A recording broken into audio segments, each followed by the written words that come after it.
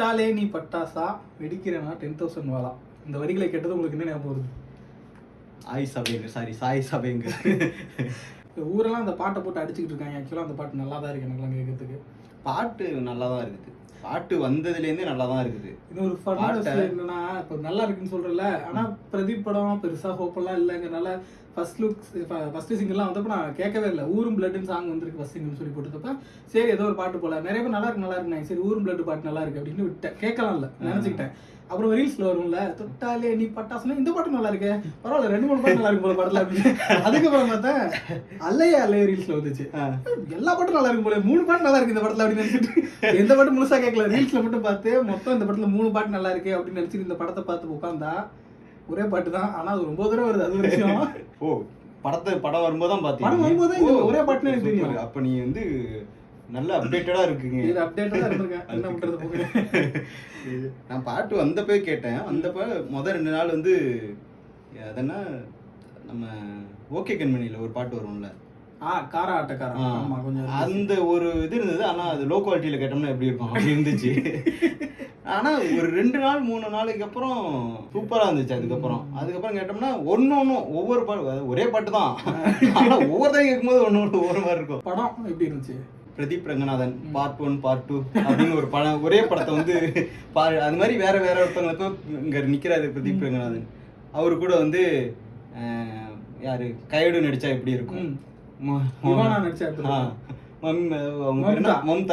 இருக்கும், மமிதா அவங்க நடிச்சா எப்படி இருக்கும் அப்படின்னு ஒரு சின்னதா ஒரு கற்பனை அப்படிங்கிற மாதிரிதான் இருக்குது. அது ஃபிளேவர்னாலே இருக்கும். படம் வந்து கதை ட்ரீட்மெண்ட்லாம் கூட கொஞ்சம் டிஃப்ரெண்டா தான் இருந்துச்சு. இல்ல ஃபிளேவர் தான் ஒரே ஒரு யங் ஜெனரேஷன் வைப். அதாவது அவர் வந்து லவ் டுடே கூட ஓகேன்னா நல்லா இருந்துச்சு. அந்த கேரக்டர் ஒரு எப்படி சொல்றது வித்தியாசமான கேரக்டர். மற்ற ரெண்டுமே பாத்தீங்கன்னா அது பிரதீப் ரங்கநாதன் ஒரு ஒரு மாசான ஆளு, ஒரு எப்படி ஒரு காலேஜ்ல வந்து கெத்தான ஆளு. இதுலயுமே டியூடு தான். அதுல என்ன அவர் பேருன்னா இதுல வந்து ஏதோ ஒன்னு இருக்கும். அதுதான் டிராகன் ராகவன். அதான் டிராகன் வந்து அது மாதிரி ஒரு பேரு தான். இதெல்லாம் வச்சிருக்கேன். இதெல்லாம் ஞாபகம் வச்சிருக்கீங்க. இதுல வந்து அகன் இது மாதிரி ஒரு பேரை மட்டும் மாத்திக்கிட்டு அவர் நடிக்கிறாரு அப்படிங்கிற மாதிரி தான் இருந்துச்சு. படம் எனக்கு ரொம்ப நல்லாவே இருந்துச்சு. டிராகனோட எனக்கு பிடிச்சதா இருந்துச்சு. ஓகே, இது சப்ஜெக்டா பார்த்தோம்னா ரொம்பவே புதுசுதான். ஒரு பாதி வரைக்கும் ஒரு மாதிரி ஒரு 2 பேர் லவ் பண்றாங்க, சண்டை வருது, திரும்ப சேர்ற மாதிரி போறாங்க, திரும்ப சண்டை போட்டுக்கிறாங்கன்ற அந்த வேற படங்களையும் பார்த்திருக்கோம். இவரோட முந்தின படங்களையுமே பார்த்திருக்கோம். பட் அந்த ஒரு பர்டிகுலர் இன்சிடென்ட்டுக்கு அப்புறம் வந்து வேற ஒரு கதை வேற ஒரு இடத்த நோக்கி போகுது இல்லை கதை.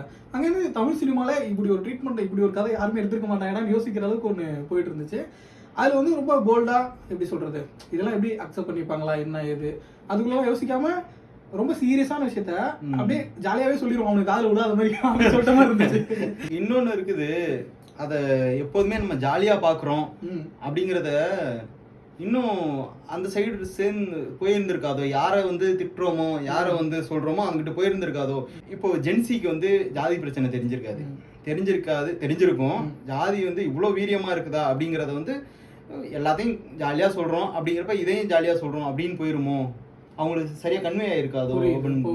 ஒரு விஷயத்த சுகர் கோட் பண்ணி சொல்றோம், பட் சுகர் கோட்டிங் ஜாஸ்தியா இருக்கறனால சொல்ல வேண்டிய விஷயமே ரீச் ஆயிருக்காது அந்த மாதிரி. ஆனா அவ்வளவு ஒன்றும் டவுட்டா இல்லை எனக்கு. இவங்களை வச்சுட்டு இவ்வளவு பண்றதே பெருசு, அதாவது இவ்வளவு பண்றதே பெருசுங்கிறது எல்லாத்தையும் ஜாலியா சொல்றப்ப இந்த பிரச்சனையும் படம் முழுக்க இருக்குதுதான். இந்த பிரச்சனையும் லைட்டா தொட்ட மாதிரி இருக்குது. ஓகே, எந்த ஆங்கிள் இருந்து அது வந்து ரொம்ப லைட் ஆயிடுச்சு அப்படின்னு யோசிச்சோம்னா மேக்ஸிமம் அது இந்த பிரதீப் பெர்ஃபார்மன்ஸ்ல, அப்புறம் வந்து ஸ்கிரீன் பிளேல ஒரு சில விஷயங்களை கொஞ்சம் லைட்டாவே ட்ரீட் பண்ணிடலாம்னு யோசிச்சது அந்த ஆங்கிள் இது இருக்கும்னு நினைக்கிறேன். பட் எனக்கு எந்தெந்த இடங்கள்ல இது வந்து பரவாயில்ல இவ்வளவு சீரியஸா பேசியிருக்காங்களேன்னு தோணுது எங்கன்னா சரத்குமாரோட கேரக்டரைசேஷன். சரத்குமார் கேரக்டரைசேஷன் தனியா பேசலாம். எப்படி பெர்ஃபார்மன்ஸ் டெரிஃபிக் மாமா. ஆமா, ஃபர்ஸ்ட் கிளாஸ். படத்தை வந்து அது இருந்ததனால தான் இந்த படத்தை நம்ம நிராகரிக்கல. இல்லனா என்னடா சும்மா மேம்போக்கே இதை பேசியிருக்காங்க. அவர் கேரக்டரைசேஷன் இருந்ததனால தான் கிட்டத்தட்ட நிறைய இடங்கள்ல வந்து அவர் வாழ்ந்திருக்காருன்னு சொல்ல ஆரம்பிச்சாங்க. அந்த எடுத்தோடனே நைட் 2 மணிக்கு அப்புறம் போலாம் அது எடுத்தோன்னுமே என்னதுன்னா இது சரத்குமார் ஜாதி வெறியரா இருக்காரு. சரி படத்துல என்ன பண்ணிருக்காரு, படத்துல என்னவா இருக்காரு, சரி அப்படிங்கிற பையன் அந்த மாதிரிதான். சாதி வெறி பிடிச்ச ஒரு அரசியல். சரிடா படத்துல என்ன பண்ணிருக்காரு அவ்வளவுதான். சரத்குமாருக்குன்னு ஒரு கேரக்டரை கொடுத்து எப்படி பிளே பண்ணா எப்படி இருக்கும் அப்படின்னு ஒண்ணு இருக்குல்ல. படம் முழுக்க அந்த நம்மால பிரதீப் ரங்கநாதனுக்கு ஈக்குவலா அந்த பண்ணு இருந்தது. ஆமா அவரோட இது பண்ணு இருந்துட்டே இருக்குது. அந்த இன்டர்வலுக்கு கொஞ்சம் முன்னாடி அந்த மயிலாப்பூர் சாங்குக்கு அவரோட அந்த ட்ரேட்மார்க் டான்ஸ் எல்லாம் போட்டு அசத்திட்டு இருந்தாரு. பட் அந்த ஒரு பர்டிகுலர் சீன் இருக்குல்ல, மமிதா வந்து அவங்க லவ் பத்தி சொல்ல போற சீன்ல வந்து பிராங்க் மாதிரி ஒண்ணு பண்ணாங்க. பயங்கர டென்ஷன் அது. அப்படியே சரத்குமார் பத்தி பேசுறப்போ அவங்க தங்கச்சி ரோஹிணி இருக்காங்க, 2 பேரண்ட்ஸ். அவங்க ஏன் பேசிக்கிறது இல்லை அப்படிங்கிறது ஃபர்ஸ்ட் ஒரு ரீசன் சொல்றாங்க. பட் இன்னொரு விஷயம் அதை தாண்டி இருக்குது, அது இவங்களுக்குள்ள தெரிஞ்சிருக்குது. அது தெரிஞ்ச ஒருத்தவங்க தன் பையனை எப்படி வளர்த்துருக்காங்க அப்படிங்கிற விஷயம் இருக்குல்ல. இப்ப நீ வந்து அப்பா இல்லாதவன் எப்படி வளர்த்துருக்க பத்தியா பிள்ளைங்க சரத்குமார் சொல்றதும், பட் அவங்க வளர்ப்பு மேல ஒரு நம்பிக்கையோட இருக்கிறதுன்னு சொல்லிட்டு அந்த பேரண்டிங் சைட்ல இருந்து ஒரு ஏரியா ஒன்று டச் பண்ணியிருந்தாங்க.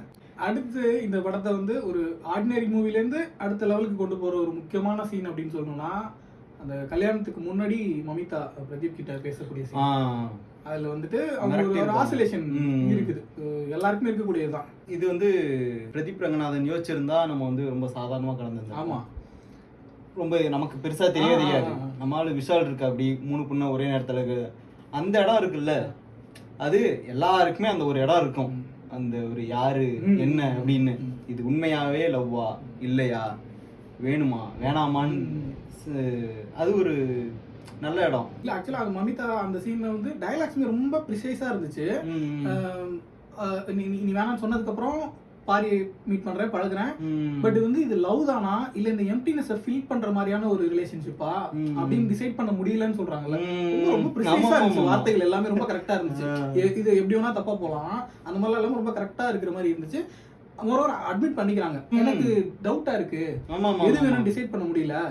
என்ன டயலாக் அது, தெரியாத சாமியை விட தெரிஞ்சதே பரவாயில்ல. அந்த அந்த வகையில அது ரொம்ப ரொம்ப ஷார்ப்பா அட்ரஸ் பண்ணியிருந்த மாதிரி இருந்துச்சு. டிராகன்லயும் இதுலயும் ரஜினியை அப்படியே கொண்டுட்டு வரதுக்கு ட்ரை பண்ணியிருந்தாரு. ரஜினி வந்து அதான் ரஜினி வந்து 2K கிட்ட இருந்தா என்ன பண்ணுவாரு, அவ்வளவுதான், சின்னதா ஒரு கற்பனை.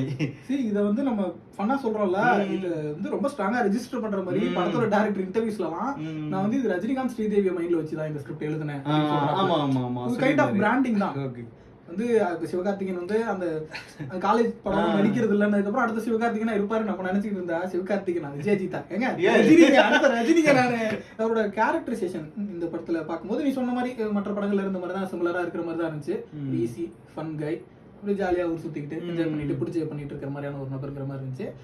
ஆனா ரொம்ப சென்சிபிளான ஒரு ஆளா இருக்கிறாரு. ஆமா, எல்லா இடத்தையும் ஒரு தப்பு பண்ணிட்டா அவரே டக்குன்னு எல்லாருக்குமே வார்த்தையை விடுறதா இருக்கட்டும், வார்த்தையை விட்டுட்டு அடுத்த செகண்டே வந்து அதை ஃபீல் பண்றதா இருக்கட்டும். ஏன்னா இந்த படத்தோட லைனே வந்து ஒருத்தன் தான் விரும்பின பொண்ணுக்காக எவ்வளவு எக்ஸ்ட்ரீம் வரைக்கும் போவான் அப்படிங்கிறதா. பிடிச்ச பொண்ணுக்கு அவன் நல்லா இருக்கும் தானே நினைக்கணும். ஆக்சுவலா நல்லா இருக்கும்னா என்ன நினைக்கலாம், பிடிச்சவங்க கல்யாணம் பண்ணிட்டு போன்னு சொல்லலாம். ஓடி போக ஹெல்ப் பண்றாப்ல, ஓடி போக முடியாது தெரிஞ்சு ஃபேக் மேரேஜ் பண்றாப்ல. இது ஒரு ஸ்டேஜ் தான் போல. பிடிச்ச பொண்ணுக்காக என்ன வேணா பண்ணலாம், சாவலாம், அது அப்படியே கம்மியாயிட்டே வருது.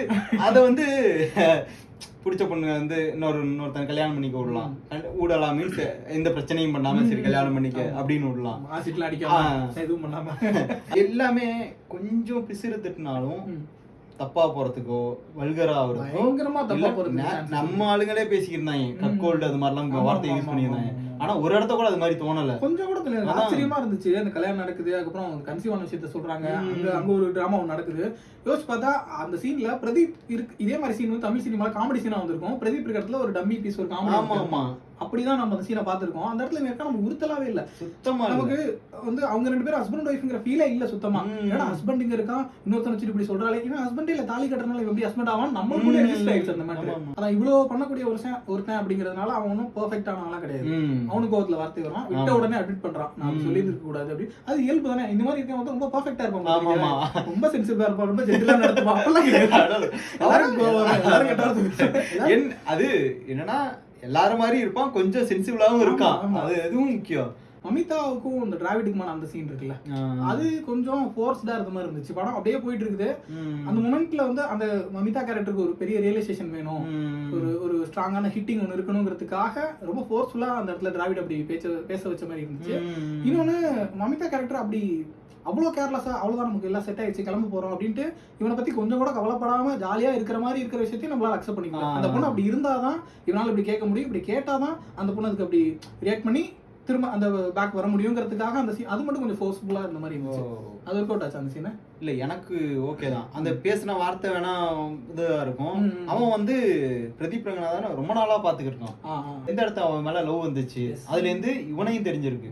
அதெல்லாம் தெரிஞ்ச ஒருத்தன் ஓகே தெரிஞ்சதுக்கு அப்புறம் அவன் ஃப்ரெண்டு அப்படிதான் ரியாக்ட் பண்ணுவான். அவன் லவ் பண்ணியிருக்கான், லவ் பண்ணதுனால கல்யாணம் நடக்க போகுது, அந்த இடத்த அவன் வந்து நான் இன்னொருத்தனை லவ் பண்றேன் அப்படின்னு சொன்னதுனால பிரதீப் ரங்கநாதன் வந்து வேணான்னு சொல்லுவாரு. நான் லவ் பண்ணல, ஜீரோ ஃபீலிங்ஸ் சொன்னதுனால இல்ல பிரதீப் ஃபீல் பண்ணுவாருன்றத பத்தியே இல்ல, நம்ம வந்து கிளம்பி போயிரும். அதுக்கப்புறம் இவன் தான் அவன் இவன் நம்ம அப்பா அடிச்சு கொண்டுருவானா இல்லையா, இல்ல இவன் இதுக்கப்புறம் யாரு கல்யாணம், அது இதுக்கப்புறம் யாரு கல்யாணம் பண்ணிப்பா, இவங்க கல்யாணம் பண்ணி குழந்தை பத்தி இப்படி ஏமாத்திட்டு தான் போயிருக்காங்க தெரிஞ்சா இதுக்கப்புறம் அவன் யார் பொண்ணு கொடுப்பா, இவன் யார் லவ் பண்ணுவா, அந்த ஆஸ்பெக்ட்ல இருந்து அவங்க யோசிக்கலையேங்கிறது தான் யோசிச்சுட்டு இருந்தேன்.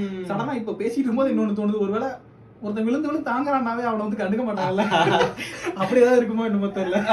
இருக்கும் யாராச்சும் ஒருத்தன் வந்து நல்லா வளர்ந்துகிட்டு இருக்கும்போது விழுந்தாங்கன்னா நம்ம சந்தோஷப்படுவோம்ல, அது மாதிரி ஒவ்வொரு படத்தையும் எதிர்பார்த்துட்டு இருக்காங்க பிரதீப் ரங்கநாதனுக்கு. இந்த படம் வந்தப்போ முத நாள் 2வது நாள்லாம் கொஞ்சம் இந்த மேட்டரை வச்சு, இந்த கக்கோல்டு இந்த மாதிரி மேட்டரை வச்சுலாம் அடிச்சுட்டு இருந்தாங்க, படம் கேவலமா இருக்கு அப்படிலாம். அடுத்த 4 நாள் 5 நாள்லயே 100 கோடி விட்டேன் பிச்சுக்கிட்டு போச்சு. இப்போ ஓடிடில வந்ததுக்கு அப்புறம் அடி வாங்குவான்னு பார்த்தா ஓடிடில தான் நல்லா ரொம்ப வெரி மைனர் ஃபிளாஸ் அங்கங்க இருந்தாலும் படத்துல ரொம்ப பிடிச்ச விஷயம் என்னன்னா ஃபுல்லா என்டர்டெய்னிங்கா இருந்துச்சு. படம் ஃபன்னா சிரிச்சு என்ஜாய் பண்ணி பாக்குற மாதிரி இருந்துச்சு. நான் தனியா மொபைல்ல தான் பார்த்தேன் ஓடிடில, அதுக்கே அவ்வளோ இடங்கள்ல வாய் விட்டு சிரிக்கிற மாதிரி இருந்துச்சு. அப்படி யோசிக்கும் போது தியேட்டரிக்கல் எக்ஸ்பீரியன்ஸே வச்சோம்னா ஏன்னா விஷுவல்ஸுமே பயங்கர கிராண்டா இருக்கு, ரொம்ப குவாலிட்டியான என்டர்டெய்னிங்கான ஒரு படமா தான் வந்துருந்துருக்குது. படம் எனக்குமே ரொம்ப பிடிச்சிருந்தது.